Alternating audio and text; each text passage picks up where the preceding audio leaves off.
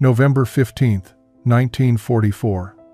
The transport truck rumbled through Massachusetts countryside, carrying 43 German women toward an uncertain fate. Inside the canvas-covered vehicle, Liesl Hartmann pressed her thin frame against the cold metal bench, her stomach hollow from months of diminishing rations. She had learned to ignore hunger, to push past the constant gnawing that had become as familiar as breathing. Around her, the other women sat in silence, their gray auxiliary uniforms hanging loose on bodies that had forgotten what fullness felt like. The truck lurched to a stop outside a compound surrounded by wire fencing. Guard towers stood at each corner, their silhouettes sharp against the late autumn sky. As the women filed out, Liesl caught sight of American soldiers watching them with expressions she couldn't quite read. Not hatred exactly, but not kindness either. Just observation, careful and measured.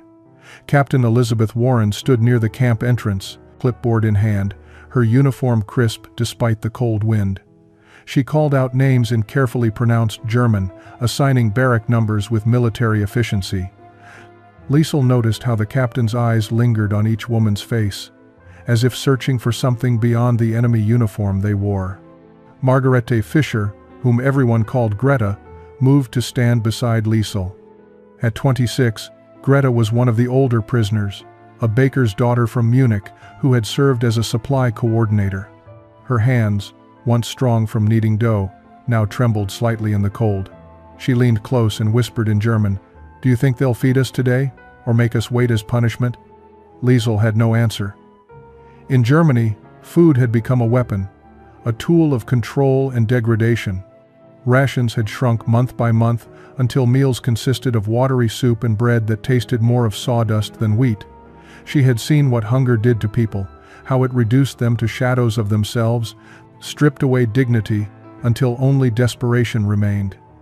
Young Clara Schneider, barely 19, stood behind them with eyes too wide, too frightened. She had been captured only weeks earlier and still carried the shock of it in her posture. "My mother used to make potato soup," she murmured to no one in particular. "Real potatoes, not just the peels. I wonder if I'll ever taste that again." The women were marched toward their assigned barracks, passing by a building from which unexpected smells drifted on the wind. Liesl's nose caught something she hadn't experienced in so long she almost didn't recognize it. The rich, savory aroma of cooking meat. Real meat, not the occasional scrap of gristle they'd been given in recent months. Her stomach clenched involuntarily, a physical response to the possibility of food that seemed too impossible to believe. Greta noticed it too. "Propaganda," she said firmly, though her voice carried doubt. "They're cooking for themselves, not for us. We're prisoners, enemies. Why would they waste food on enemies?" But even as she spoke, Sergeant Thomas Blake approached their group, his weathered farmer's face neutral but not unkind. "Dinner's at 1800 hours, he said in slow, clear English. "Mess hall is that building there." The mess hall doors opened at exactly 1800 hours, revealing long tables with benches on either side. Liesl entered with the other women, their footsteps hesitant on the wooden floor. The room smelled impossibly rich, filled with aromas that seemed more like memory than reality. Steam rose from large metal serving trays at the front of the hall, tended by American soldiers wearing kitchen aprons over their uniforms. Captain Warren gestured for the women to form a line. They obeyed mechanically, years of military discipline overriding their confusion. Liesl found herself moving forward, metal tray in hand, expecting the familiar disappointment of thin gruel or stale bread. Instead, Sergeant Blake stood behind the serving counter with a large ladle, scooping generous portions onto each plate. "Ham and beans," he announced simply, placing a thick slice of pink meat beside a mound of beans swimming in rich brown sauce. Then he added a piece of cornbread, golden and steaming, with a pat of real butter melting on top. Liesl stared at her tray. The portion was larger than anything she had seen in 2 years. The ham was actual meat, marbled with fat, not the gray scraps they had called protein in Germany. The beans glistened with molasses and what looked like chunks of bacon. Her hands began to shake. Behind her, Greta received her portion and immediately whispered in German, "This cannot be real. This is too much. They're trying to trick us somehow." Clara's eyes filled with tears as she looked at her plate. Is this what they eat? Every day? The women sat together at one end of a long table, their trays before them, like offerings they were afraid to accept. Across the hall, American soldiers ate their own meals, talking and laughing as if this abundance was ordinary, unremarkable. Private Daniel Costa glanced over at the silent German women and nudged Sergeant Blake. "They're not eating." Blake walked over slowly, his boots loud in the suddenly quiet space. He stopped near Liesel's table and spoke in simple English. "Food's hot now. Gets cold if you wait." He made an eating motion with his hand, encouraging. Liesel looked at Greta, then at the other women. Someone had to be first. Someone had to break the spell of disbelief. She picked up her fork, cut a small piece of ham, and brought it to her mouth. The taste exploded across her tongue, salty, sweet, rich with flavor she had forgotten existed. The meat was tender, not tough, real. Actual food meant for human consumption, not animal feed disguised as rations. A sob caught in her throat. She chewed slowly, swallowed, then took another bite. Around her the other women began to eat. Some cried quietly as they chewed. Others ate in stunned silence, their faces registering shock with each mouthful. This was enemy generosity they had no framework to understand. This was kindness that contradicted everything they had been taught about American cruelty.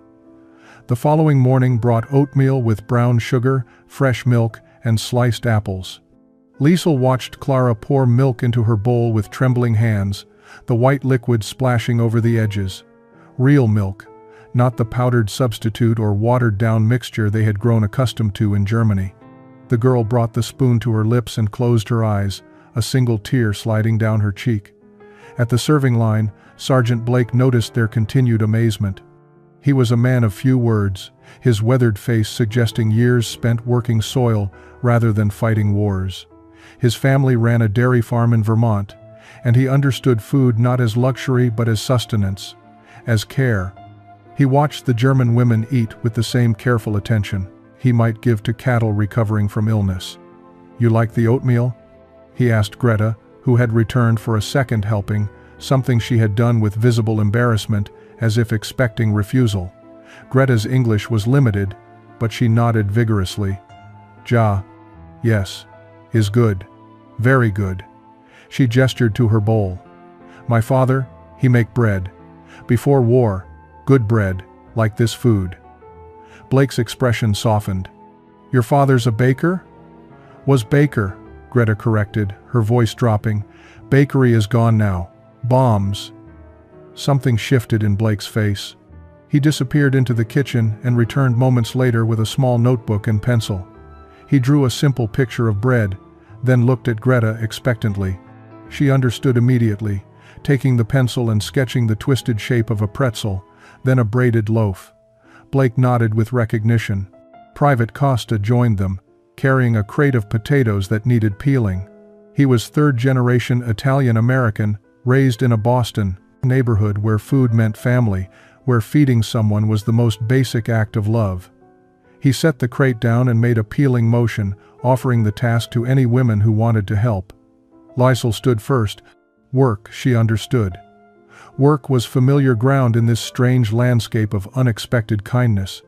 She took a knife and potato, her nurse's hands steady and efficient. Greta joined her, then Clara, then 6 more women. They worked in silence at first, but the familiar rhythm of kitchen labor created its own comfort. Corporal Ruth Williams, the camp nurse, brought them coffee midway through the morning. Real coffee, strong and hot, sweetened with sugar that was not rationed or replaced with substitutes. She smiled as she poured, her round face genuine in its warmth. "You're doing good work," she said, knowing they understood tone if not all the words. By noon, the walls between captors and captives had not fallen, but they had developed small cracks. The language of food required no translation. The act of preparing meals together created a bridge that words alone could not build. Liesel peeled potatoes beside women who were supposed to be her enemies and felt, for the first time since capture, almost human again. 3 weeks passed, and the autumn cold deepened into early winter. The German women had stopped flinching when food appeared. They no longer examined their plates for signs of contamination or trickery, but they had not stopped marveling. Each meal brought new discoveries that challenged everything they thought they knew about wartime deprivation. Liesel found herself assigned to kitchen duty on a rotation basis, working alongside Helen Baxter, the camp's head cook. Helen was a stout woman in her 50s, with flour permanently dusted into the creases of her apron and a no-nonsense approach to feeding people. She had raised 6 children on a working-class budget and believed that good food fixed most problems, or at least made them easier to bear. On a gray December morning, Helen pulled out ingredients for apple pie. Real apples, not preserved or canned, but fresh fruit that still held the scent of orchards. She set them before Liesel with a peeling knife and demonstrated the motion, her thick hands surprisingly graceful. Liesel had peeled potatoes and turnips 1,000 times, but apples for dessert felt like an impossible luxury. "We eat this? Sweet?" Liesel asked in halting English. Gesturing to the sugar Helen was measuring out in cups, not teaspoons. "Every Sunday," Helen confirmed. "Sometimes Wednesday too, if I'm feeling generous." She rolled out pie dough with practiced efficiency, the butter in the crust leaving golden streaks across the floured surface. Greta appeared in the kitchen doorway, drawn by the smell of cinnamon. Her eyes widened at the sight of the apples, the sugar, the butter used without restraint. "In Munich," she said quietly, "we saved butter for 1 month to make 1 cake for Christmas. 1 small cake, for whole family." Helen paused in her rolling, really looking at Greta for the first time. "You saved for a month?" "Sometimes 2 months," Greta replied. "And then only if we were lucky. Most times, no butter at all." The revelation settled over the kitchen like snow. Helen had complained about wartime rationing in America, about the restrictions on sugar and meat, about doing without certain luxuries. But she had never gone hungry. Her children had never skipped meals or eaten bread made from sawdust. She returned to her pie-making with new quiet, her movements thoughtful. That evening, when the pies emerged golden and steaming from the oven, Helen cut generous slices for the German women first. She watched as Liesel took her first bite, saw the girl's face transform with something beyond pleasure, something closer to grief for all the years of deprivation that made this simple dessert feel like a miracle. Private Costa, eating his own slice nearby, noticed Clara crying silently over her plate. "Is it bad?" he asked with concern. "No," Clara whispered, wiping her eyes. "Is too good. I forget food can be this good." She took another bite, savoring it like a memory she was trying to preserve. "I forget people can be this good too." November 23, 1944. The mess hall had been transformed overnight with paper decorations and hand-drawn autumn leaves taped to the walls.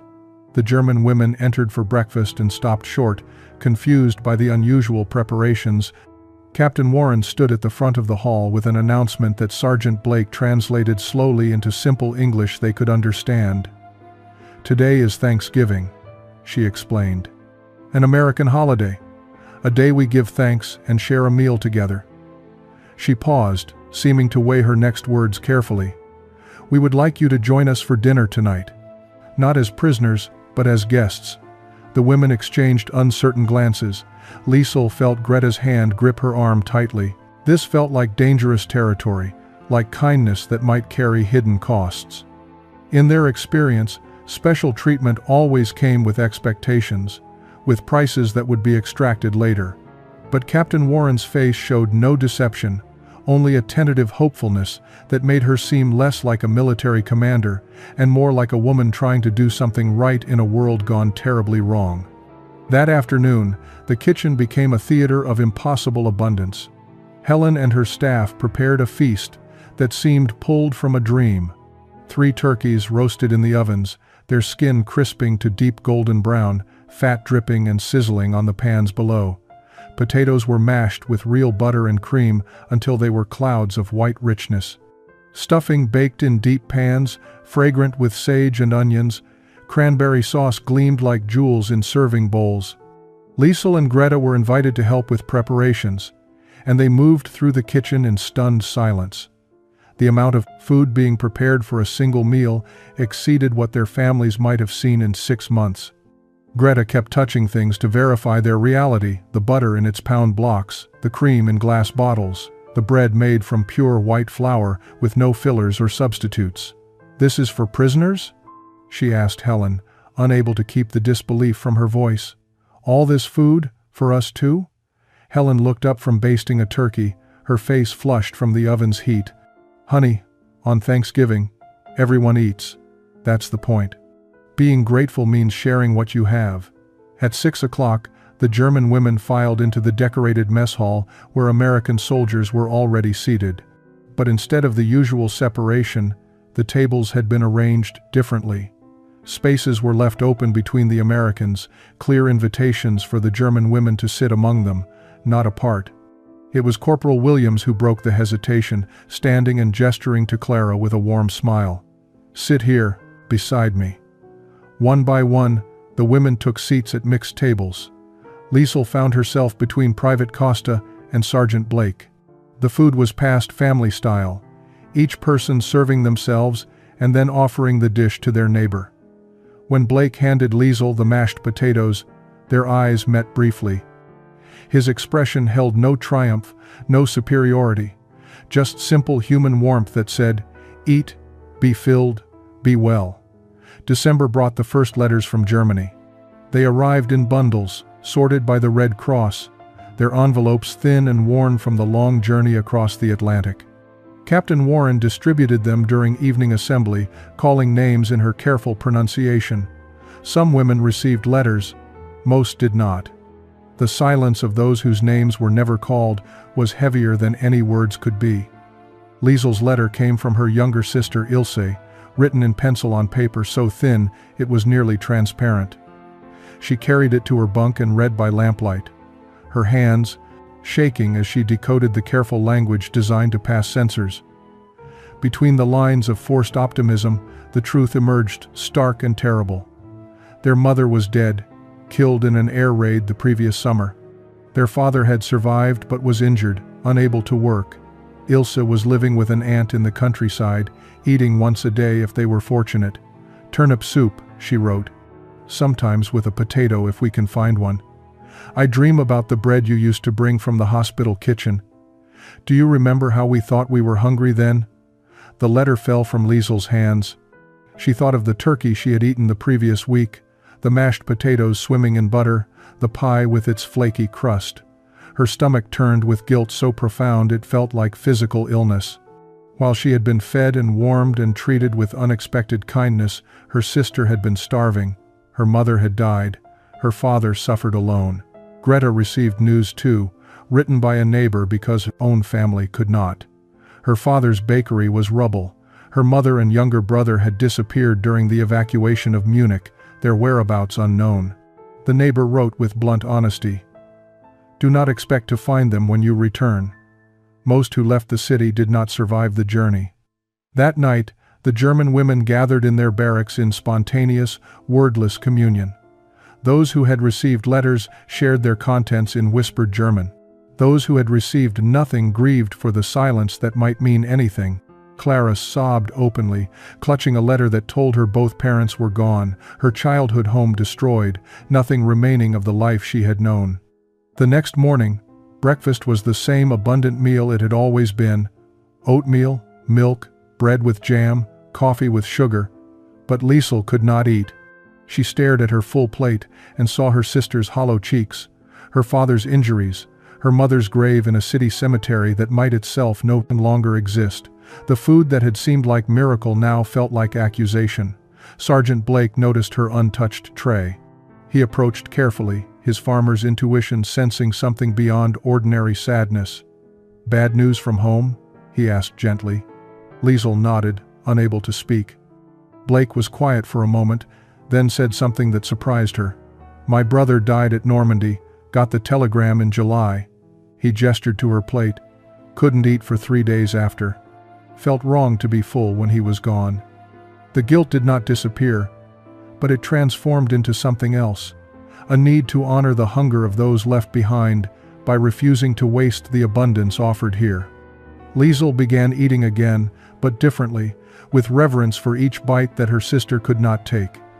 And she began to talk more with the Americans who fed her, searching for understanding in a world that had stopped making sense. It was Greta who first suggested teaching the Americans to make German food. She approached Helen in the kitchen on a cold January morning, her English still halting but her intention clear. "I show you? Make bread? German bread? Like my father?" Helen looked up from chopping onions, her eyes red from the fumes. She had been cooking the same rotation of American dishes for months, and the request sparked something in her curiosity, maybe, or the universal language of bakers recognizing each other across enemy lines. "You want to teach me?" Yes. Greta's hands moved unconsciously through the motions of kneading. "Is good bread. You have flour, yeast. I make for everyone?" That afternoon, Greta stood at the large work table with Helen beside her, teaching and learning simultaneously. Greta's hands moved through the familiar ritual of bread making, while Helen translated measurements and techniques into American equivalents. The other women gathered to watch, drawn by the smell of yeast and the sight of Greta doing what her father had done, what generations of her family had done. The bread that emerged from the oven was dense and dark, nothing like the fluffy white loaves the Americans were accustomed to. But when Sergeant Blake tasted it, still warm, with butter melting into its hearty texture, he nodded with appreciation. "This is real bread," he said. "Bread that fills you up, that means something." The exchange opened floodgates. Clara taught Corporal Williams how to make kartoffel salad, the potato salad her mother had made every Sunday. Liesel showed Private Costa the proper way to prepare rotkohl, red cabbage braised with apples and vinegar, a dish that required patience and care. The Americans reciprocated, teaching the German women about cornbread and biscuits, about the southern cooking that some guards had grown up with, about regional dishes that varied as much as Germany's own cuisine. The kitchen became neutral ground, where wars were forgotten in the shared vocabulary of recipes and techniques. Helen began keeping a notebook, where she recorded the German recipes in her careful handwriting, and Greta did the same with American dishes, creating a document that was part cookbook and part peace treaty. Private Costa brought his grandmother's recipe for pasta sauce, written in Italian, and worked with Liesel to translate it into German and English simultaneously. They laughed at the confusion, at the three languages tangling together, at the absurdity of an Italian-American and a German nurse trying to communicate through tomatoes and garlic. Mrs. Dorothy Patterson, who visited weekly with her church group, witnessed one of these cooking sessions and was moved to tears. She wrote in her journal that night, "I saw the future today. Not in treaties or politics, but in a kitchen where enemies taught each other to make bread." February 1945 brought news that shattered the fragile peace the women had built in the kitchen. American newspapers began publishing photographs from liberated concentration camps. The images were grainy but unmistakable skeletal figures behind wire, mass graves, evidence of systematic murder on a scale that defied comprehension. Captain Warren made the newspapers available in the common room, believing the women had a right to know what had been done in their country's name. Liesel found Greta standing before the bulletin board where the photographs were pinned, her face drained of all color. The headline read, "Horror at Bergen-Belsen, Thousands Dead." Below it, images showed conditions that made their worst fears about American captivity seem like paradise. These prisoners had not been fed ham and beans. They had been starved deliberately, methodically, as a matter of policy. "This cannot be real," Greta whispered in German, but her voice carried no conviction. She had seen the photographs from Dachau, from Buchenwald, from places she had never heard of but that existed mere miles from towns she knew. "We would have known, someone would have told us." But even as she spoke, Liesel remembered things she had chosen not to see. Whispered conversations that stopped when she entered rooms. Neighbors who disappeared overnight. Questions that were met with warnings not to ask. The truth was, they had known something. They had simply chosen the comfort of ignorance over the burden of knowledge. Clara was crying. surrounded by other women who looked equally devastated. "I served that country," she said, her voice breaking. "I wore the uniform proudly. I believed we were the good ones, that we were defending civilization." She gestured at the newspapers with shaking hands. "This is what we defended? This?" The Americans watched the German women's reaction with complex emotions. Some felt vindication. "See, this is what you fought for. This is why we had to defeat you." Others felt unexpected sympathy for these young women confronting the betrayal of everything they had believed. Sergeant Blake found himself thinking of his own niece, barely older than Clara, and wondering what he would want for her if she had been caught on the wrong side of history. That night, no one ate dinner. The mess hall sat prepared with its usual abundance: roasted chicken, vegetables, fresh bread, but the German women could not bring themselves to enter. The contrast between their full plates and those photographs of starvation felt obscene, unbearable. They gathered instead in the barracks, sitting in silence that was occasionally broken by sobs. Helen found Greta in the kitchen after midnight, standing alone in the dark. "You should sleep," Helen said gently. "How do we sleep after seeing that?" Greta replied. "How do we eat? How do we do anything knowing what was done?" She turned to face Helen, her eyes red. "You have fed us. You have been kind to us. But we do not deserve kindness. We deserve to starve like those people starved." Helen was quiet for a long moment. Then she said something that would stay with Greta forever. "Starving you and won't feed them. Being cruel to you won't undo the cruelty they suffered." April 19, 1945. Germany surrendered. The war in Europe was over. Captain Warren called an assembly to announce that repatriation procedures would begin within 6 weeks. The German women would be processed, documented, and transported back to their homeland, back to the country that had committed atrocities in their name, back to cities reduced to rubble and families scattered or dead. Liesel sat in her bunk that night, unable to sleep. She thought of her sister Ilse, still struggling to survive in the countryside with their injured father. She thought of the duty she owed to family, to blood, to the country of her birth. But she also thought of the past 6 months, of the transformation that had occurred within these wire fences. She had learned to see Americans not as enemies, but as individuals capable of extraordinary kindness. She had discovered parts of herself that only emerged when she was treated with dignity rather than propaganda. Greta found her in the darkness. "You are awake too," she said, sitting on the edge of Liesel's bunk. "I cannot stop thinking about the choice ahead of us." "What choice?" Liesel asked. "We are prisoners. We go where they send us. But what if we could choose?" Greta's voice was barely a whisper, as if speaking the thought aloud might make it treasonous. What if we could ask to stay? The idea hung between them like something forbidden. To choose America over Germany, abundance over deprivation, forgiveness over judgment, it felt like betrayal of the deepest kind.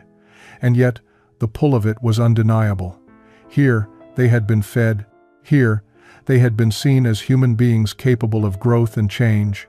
Here, they had found something that Germany could no longer offer: hope. Over the following days, quiet conversations spread through the barracks. Some women were adamant about returning.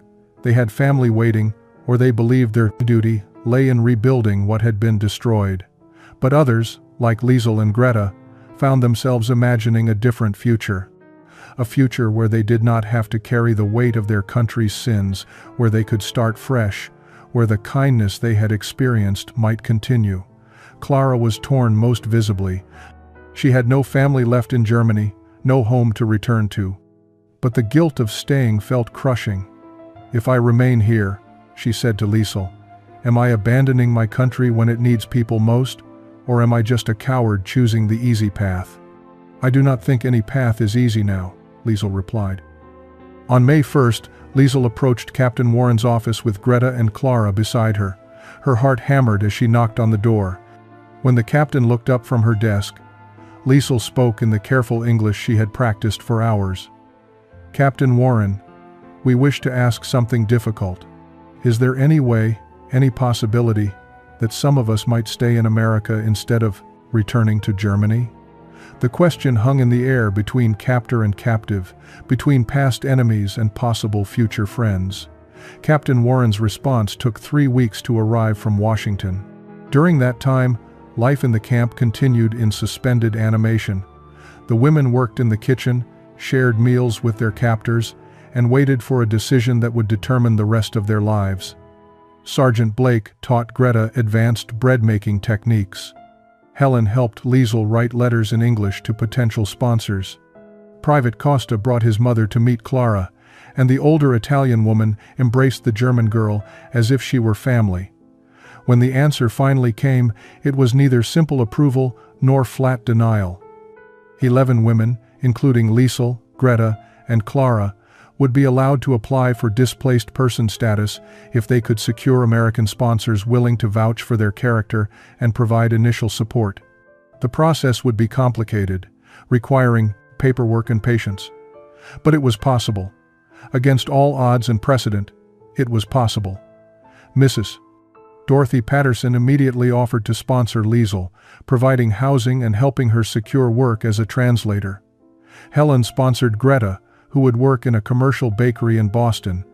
Private Costa's family sponsored Clara, bringing her into their home like a daughter.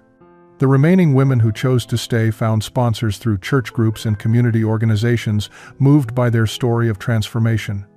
The women who decided to return to Germany did so without bitterness. They understood that both choices required courage, that staying and leaving were equally valid responses to impossible circumstances.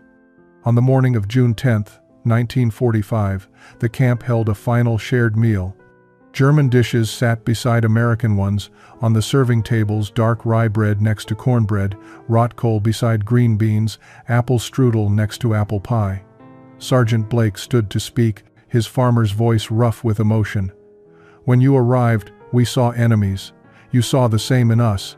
But food has a way of telling truth that words cannot. Breaking bread together, we learned that people are just people, regardless of the uniforms they wear or the flags they salute." Greta rose next, her English now confident. "You taught us that kindness is not weakness, that feeding your enemies does not make you foolish, it makes you human. We came here expecting cruelty and found grace. We came here expecting to stay hungry and found abundance. Most importantly, we came here as prisoners, and you treated us as people worth saving." 20 years later, Liesel stood in her own kitchen in Massachusetts, teaching her American-born daughter to make her grandmother's potato soup. Greta's bakery had become a Boston institution, famous for breads that bridged German tradition and American innovation. Clara had become a nurse, following the path Liesel had once walked, dedicating her life to healing as redemption for the harm her country had caused. They gathered annually on Thanksgiving, these women who had chosen to stay, joined by the Americans who had chosen to see them as human.